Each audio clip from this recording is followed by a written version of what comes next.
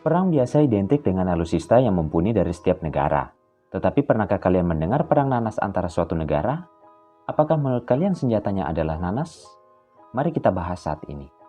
Semua berawal dari pelarangan impor nanas Taiwan oleh Bea Cukai Cina mulai dari 1 Maret lalu, yang merembet kepada masalah politis. Pemerintah Cina mengatakan bahwa buah nanas yang diimpor dari Taiwan kabarnya terdapat makhluk yang berbahaya di dalamnya. Makhluk tersebut kabarnya dapat merusak ekosistem pertanian di negeri tirai bambu tersebut. Langkah itu membuat marah pemimpin Taiwan, yang mengatakan langkah itu tidak ada hubungannya dengan serangga. Sebaliknya, Taiwan menuding larangan nanas tersebut terkait dengan tekanan politik.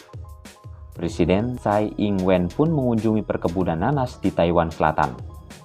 Pemerintah juga telah meminta perusahaan Taiwan untuk melakukan pembelian dalam jumlah besar dan mencari pasar ekspor alternatif.